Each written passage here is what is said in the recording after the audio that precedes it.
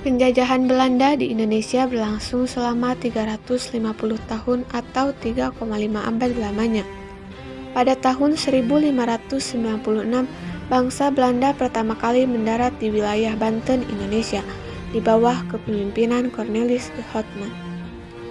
Tujuan Belanda datang yakni untuk berdagang dan mendapatkan rempah-rempah dengan harga yang murah. Namun, kedatangan Belanda ini tidak diterima oleh penduduk Banten karena tindakannya buruk dan sering menimbulkan keributan. Saat itu pun, bangsa Belanda kembali ke negaranya. Setelah 3,5 abad dijajah Belanda, Indonesia diduduki Jepang. Negara di Asia ini berhasil menggeser kekuasaan Belanda serta sekutunya dari wilayah Indonesia. Pada awal pendudukannya, tentara Jepang diterima dengan baik oleh bangsa Indonesia. Jepang melakukan tindakan-tindakan yang menarik simpati rakyat hingga pemimpin Indonesia. Salah satunya adalah memberikan pendidikan dan latihan militer pada pemuda Indonesia. Namun, akhirnya tindakan-tindakan itu mulai berubah dan merugikan bangsa Indonesia. Jepang mulai memeras tenaga seluruh rakyat Indonesia untuk bekerja demi kepentingan negara itu. Penjajahan Jepang semakin memburuk karena mengambil sebagian besar hasil panen makanan. Akibatnya banyak rakyat Indonesia yang kelaparan hingga terserang penyakit. Kekejaman Jepang ini menimbulkan pemberontakan dari beberapa daerah.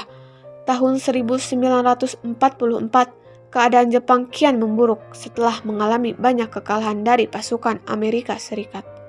Saat itu, pemerintah Jepang akhirnya menjanjikan kemerdekaan bagi Indonesia.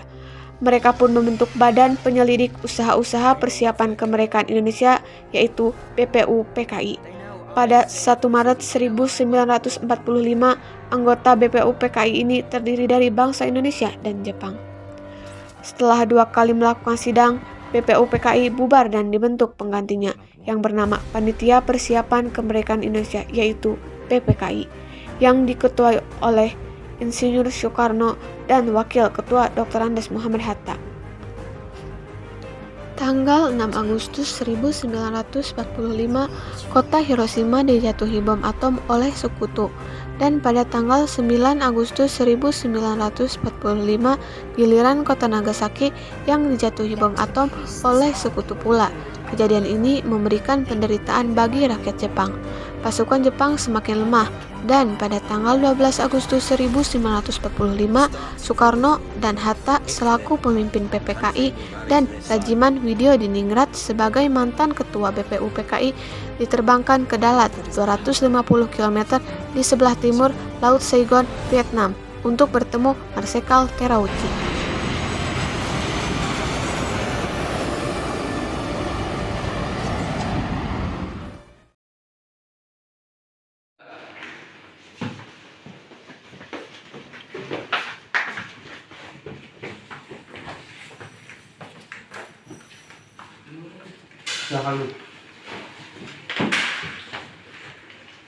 Saudara Soekarno, Hatta, dan Rajiman, saya sebagai utusan dari pemerintah Jepang ingin menyampaikan suatu hal, yaitu Jepang akan segera memberikan kemerdekaan kepada Indonesia sesuai dengan janji Perdana Menteri Kuniaki Kaiso.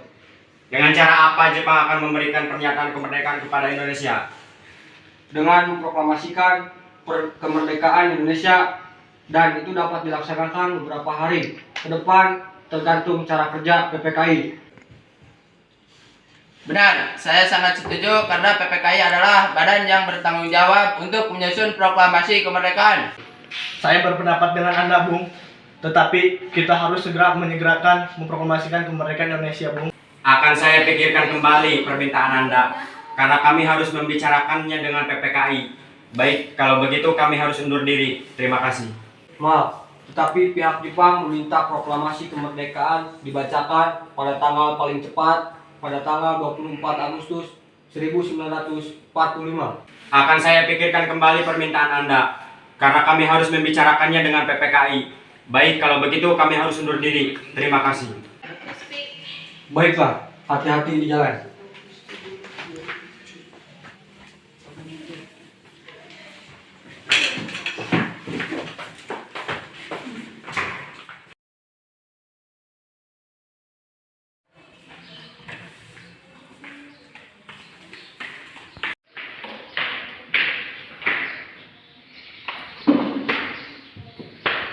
Bagaimana hasil rapat tadi, Pak? Jepang menjanjikan kemerdekaan kepada kita, Bu. Lalu apa yang bisa saya bantu, Pak? Jahit kain ini menjadi sebuah bendera. Baik, Pak. Sama-sama.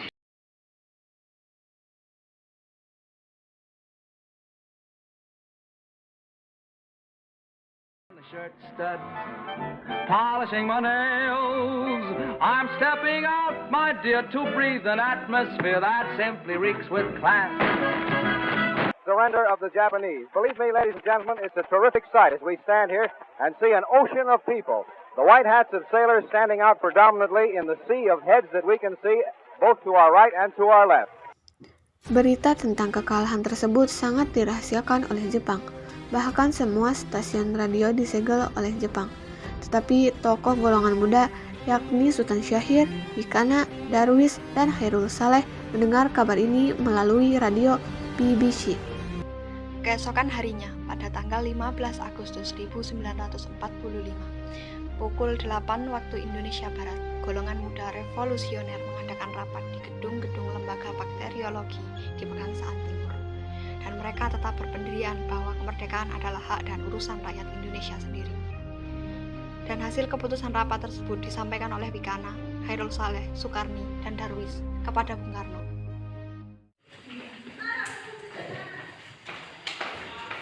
Selamat malam, Bung Karno. Selamat malam, silakan duduk.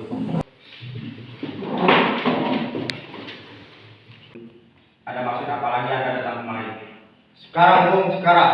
Malam ini juga kita mengombarkan revolusi. Kami sudah siap mempertaruhkan jiwa kami. Jika Bung Karno tidak mengeluarkan pengumuman pada malam ini juga akan berakibat terjadinya suatu pertumpahan darah dan pembunuhan besar-besaran yang kali.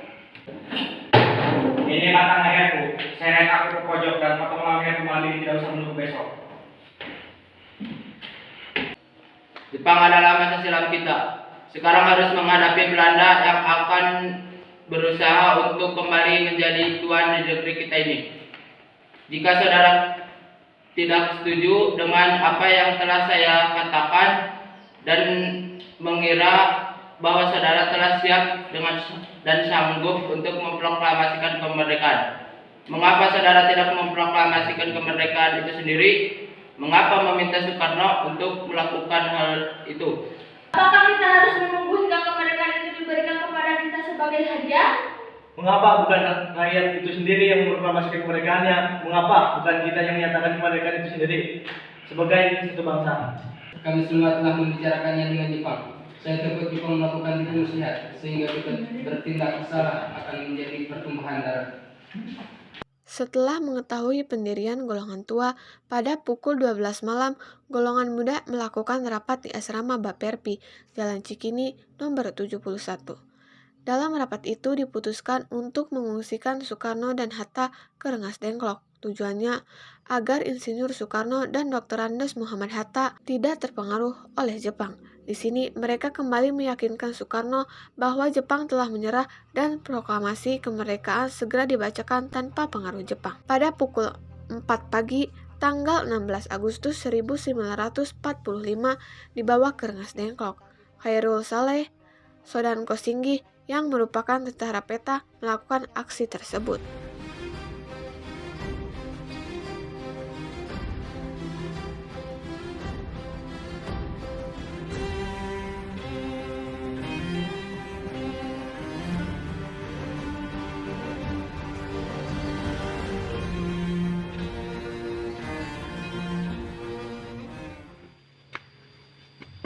Revolusi sudah berada di tangan kami. Dan kami memerintah Bung Karno, kalau bukan malam hari ini untuk merevolusikan, lalu apa? Yang paling penting dalam peperangan revolusi itu waktu yang tepat di Saigon. Saya sudah merencanakannya semuanya pada tanggal 17. Mengapa harus tanggal 17? Mengapa tidak sekarang saja atau tanggal 16?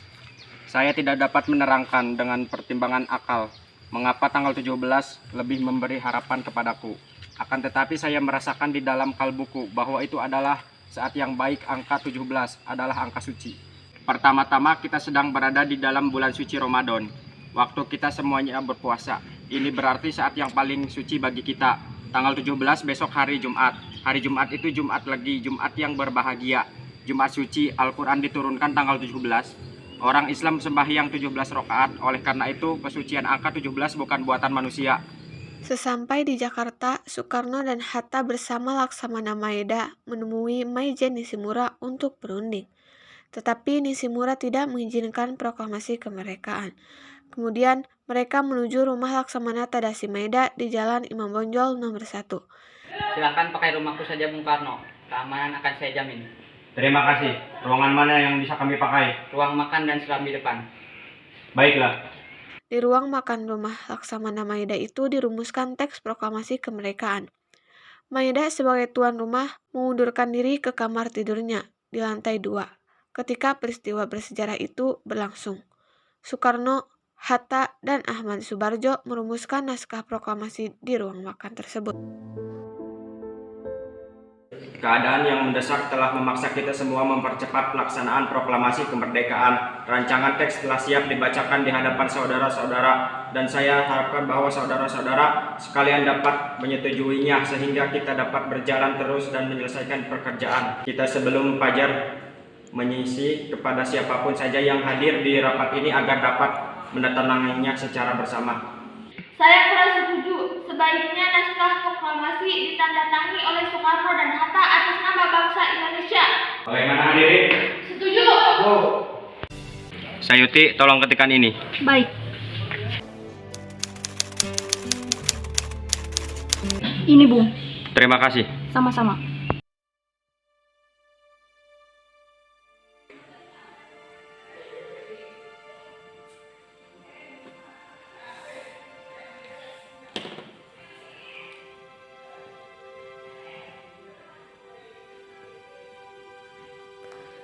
Setelah terjadinya perdebatan tentang di mana lokasi pembacaan naskah proklamasi tersebut, akhirnya disepakati bahwa pembacaan naskah proklamasi dibacakan di Jalan Pegangsaan Timur nomor 56. Pukul 10 pagi, para undangan dan warga Jakarta pun berbondong-bondong menuju kediaman Bung Karno tersebut. Saudara-saudara sekalian, saya telah minta saudara hadir di sini untuk menyaksikan suatu peristiwa maha penting dalam sejarah kita. Berpuluh-puluh tahun kita bangsa Indonesia telah berjuang untuk kemerdekaan tanah air kita. Bahkan telah beratus-ratus tahun gelombangnya aksi kita untuk mencapai kemerdekaan itu. Ada naiknya, ada turunnya. Tetapi jiwa kita tetap menuju ke arah cita-cita. Juga di dalam zaman Jepang, usaha kita untuk mencapai kemerdekaan nasional tidak berhenti. Di dalam zaman Jepang ini tampaknya saja kita menyadari diri kepada mereka. Tetapi pada hakikatnya tetap kita menyusun tenaga kita sendiri. Tetap kita percaya kekuatan kita sendiri. Sekarang tibalah saatnya kita benar-benar mengambil nasib bangsa dalam nasib tanah air kita dan tangan kita sendiri. Tetapi pada hakikatnya tetap kita menyusun dengan tangan kita sendiri. Tetap kita percaya pada kekuatan kita sendiri. Sekarang tibalah saatnya kita benar-benar mengambil nasib bangsa dan nasib tanah air kita di dalam tangan kita sendiri. Saudara-saudara, dengan ini kami menyatakan keberatan tekad kami. Dengarkanlah proklamasi kami. Proklamasi. Kami, bangsa Indonesia, dengan ini menyatakan kemerdekaan Indonesia. Hal-hal yang mengenai pemindahan kekuasaan dan lain-lain diselenggarakan dengan cara saksama dan dalam tempo yang sesingkat-singkatnya. Jakarta, 17 Agustus 1945, atas nama bangsa Indonesia, Soekarno, Hatta. Merdeka! Merdeka! Merdeka!